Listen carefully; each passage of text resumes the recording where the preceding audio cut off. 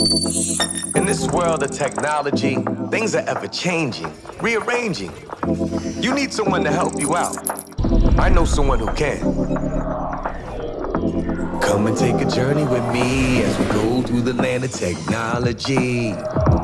You'll never be alone. You'll be with Paul Amadeus Lane in the Tech Zone. Welcome back to the Tech Zone, third and final segment of the show.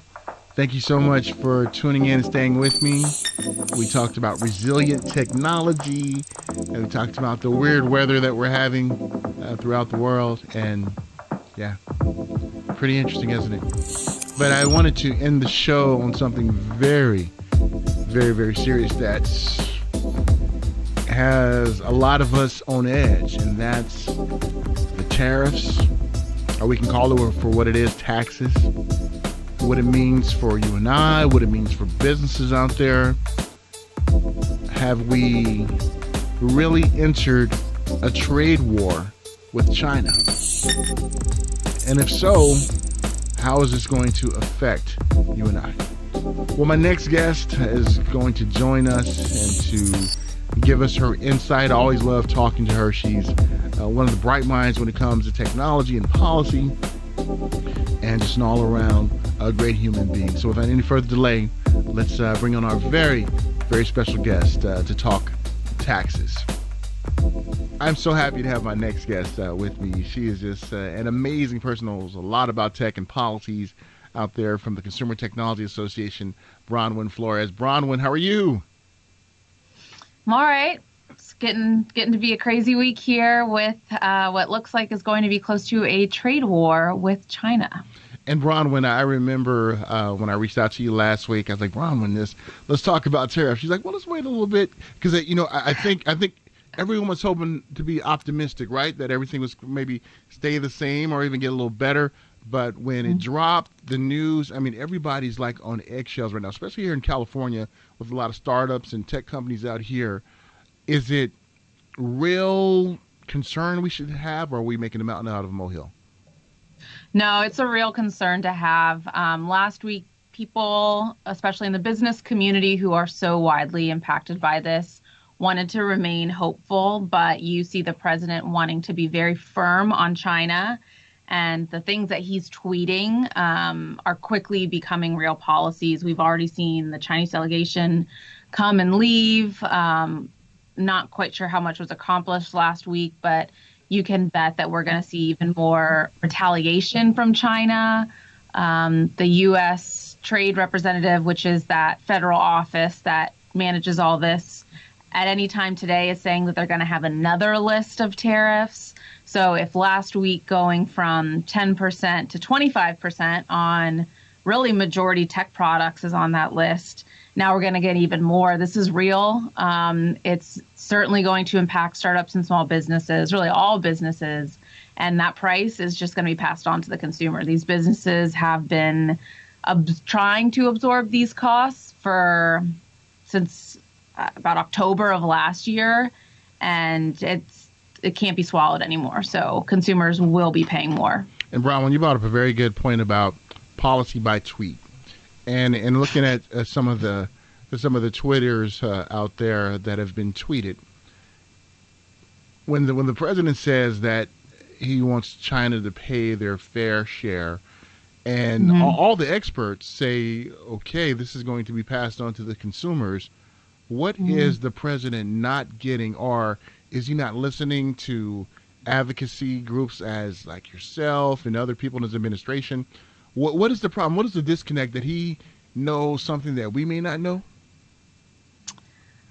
I don't think that's the case. There certainly has been thorough coverage by the media, by advocacy groups, people going to meet directly with the administration to explain trade is a very complex issue, and to explain something like this tit for tat tariff strategy, how tariffs are a tax, but they're a tax on what we buy. So even if this product is designed by someone in America, one small component on it could come from China, but that's ultimately going to be passed on somewhere. Someone's paying for it.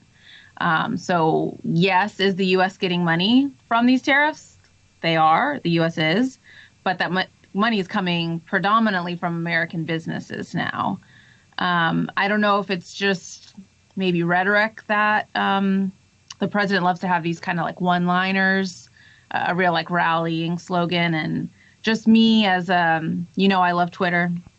I tweet at you just to make it simple for kind of the Twitter language that seems to be this rallying cry of China's going to pay, China's paying the tariffs, but anyone can tell you that that's not the case, that these products are coming back into the U.S. and the money is being paid by the people that are buying them, which are either the businesses that are using these parts or the consumers that are buying the final end product. And that's what's really perplexing to me, Bronwyn, is when we look at the economy having some gains, and but this will basically wipe out any gain that people have, because let's say if we're making extra money now at our jobs, and if things cost a little more, then we really haven't got ahead of the game when it comes to our spending, our personal spending. And what do you see the most impact will be when it comes to tariff? We know it affects tech. It affects meat, soybeans, a lot of these things. What do you think the biggest impact is going to really feel the brunt of it? That really just depends on this list 4. I do want to say, though, before I forget, that you are exactly right as far as the economic gains are. And one thing that I think is important to note that I think is overlooked is that the economy is doing strong, not because of these tariffs, but in spite of the tariffs. So you're right, that would be a major step back for the U.S. economy, for the everyday hardworking American. From the tech side that I can speak to, I know we've been working on this issue for what seems like a year now, and we've had some successes on these finished consumer goods. So to kind of take the jargon away from that, it's what you go to a Best Buy or a Walmart, that's what you buy. It's not the wires that go into something, but the final product. For the most part, they've gotten a lot of exemptions. So they've been pulled from the chopping block. TVs were there, they got pulled off. Consumer connected devices, so like the Bluetooth speakers, that kind of stuff, that got pulled off. That's huge because that price is that's going directly to the consumer. If and when this list 4 does come out, they've run out of other products to put a tariff on, and that's what it's going to be. And I think a lot of the consumers that either want to have their head in the sand or have not really seen the effects yet, they will see them. And that will be huge, especially as we're coming up on the 2020 elections, and it will be unavoidable. Yeah. The reality will hit the perception out there that many have. And Bronwyn, when it comes to just this possible retaliation by China, and being at the Consumer Technology Association, you guys travel the world. You report on the world of tech, no matter if it's here in the United States, Asia, other parts of the world. What does a possible retaliation may look like by China? Do we know what they could do to really now come at us? Yeah, so they did actually announce retaliation earlier this morning, and sort of similar to what the U.S. was doing last week. They already had some tariffs in place, and that was at the 10% level, and they upped it to 25%. Their strategy has been to go after Trump's base. So they're coming out pretty hard in retaliation against agriculture and food products. So I know like soybeans and lobsters and those kinds of food and ag are getting it the most right now. They, as I'm sure you know, buy less from the U.S. than we buy from them. So it is a much smaller list, but you're seeing this back and forth, and it's like, when is it going to end? Eventually you reach a breaking point where what is that next chip that you have to raise it? And I really fear for that day. It was interesting too, Bron, when we talk about the bread and butter issues that working class folks like myself and you live by every day, we feel the impact of it. But it seems like the ones in charge, they won't really feel the impact that much. So do they not? Well, I think I know the answer to this question. I don't want to put you on the spot with it, but where's the disconnect at? Do they not listen to the constituents? Do they not care about the constituents, or is it like out of sight, out of mind?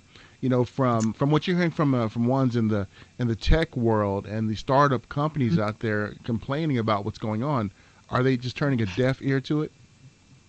I think the best way to answer that question is something that our CEO, Gary Shapiro, has said. It's an old proverb. I'm not sure where it's from, that when two elephants fight, the ground gets trampled.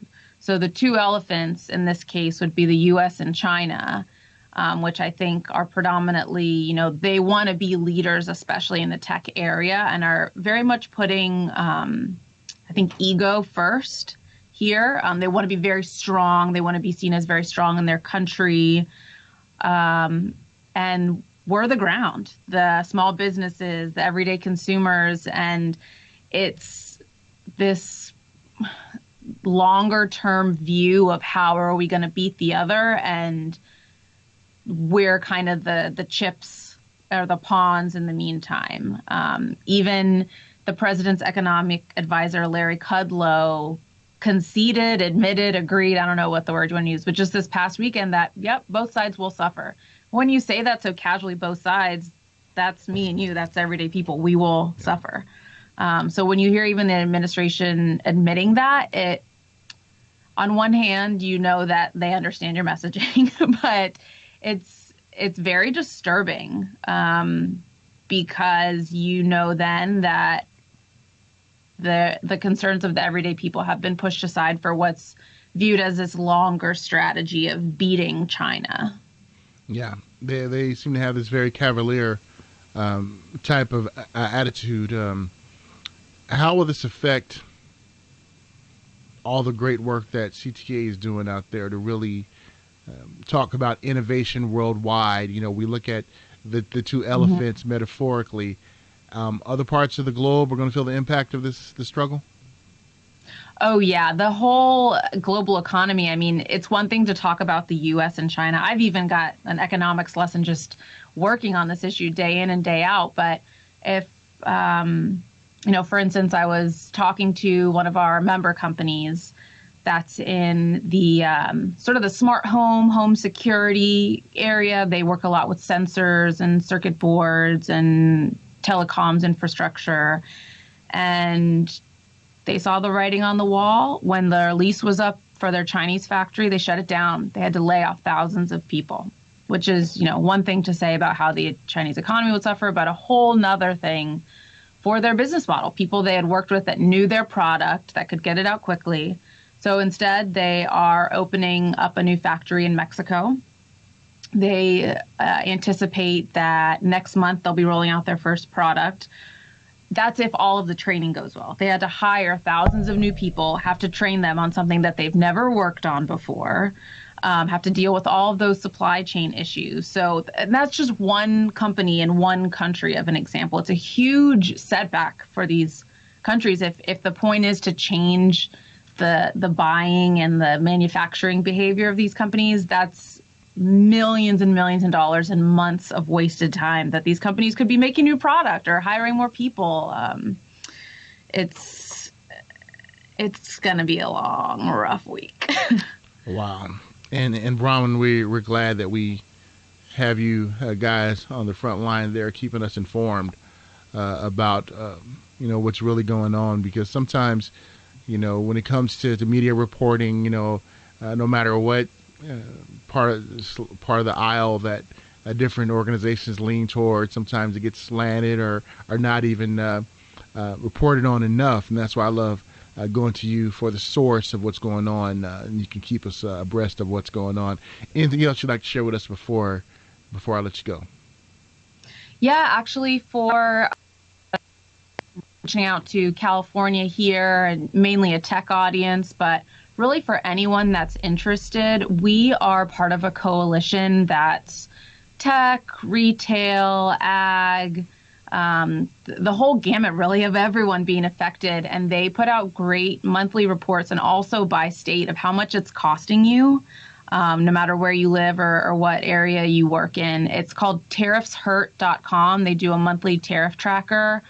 For anyone that doesn't believe that this is real or wants to take a deeper dive, that's a great resource for your listeners. No, I really appreciate that, Bronwyn, because our global audience who streams and everything will really appreciate that. And thank you so much for all the hard work that you guys are doing, and keep up the hard work.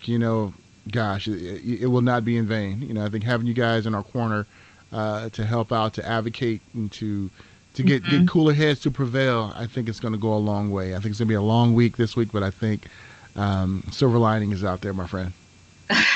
Thanks for having me on. Beating the drum every day. Awesome. If you notice in the beginning of me bringing on Bronwyn, I said we're going to talk taxes. I didn't mistake. That wasn't a mistake. I said I didn't mistake. I think I'm going to turn it into a saying. I didn't mistake. You guys better not steal that. I'm going to start making the shirts today, so you guys won't be able to steal it. But I didn't make a mistake, because the tariff is a tax. And if you notice, even ones who are part of the government are now saying it's going to impact everyone. And it's just not going to impact China like it was, I guess, sold to us. But great having Bronwyn on, giving us her insight. And tariffshurt.com.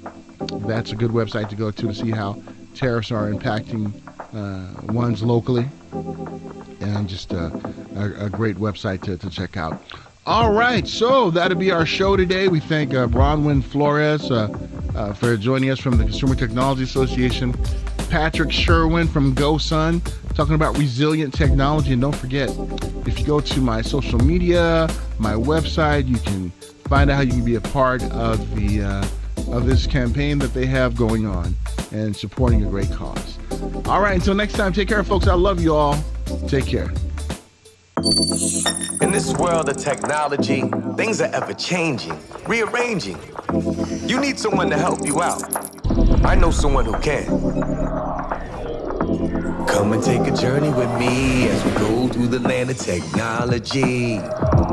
You'll never be alone. You'll be with Paul Amadeus Lane in the tech zone.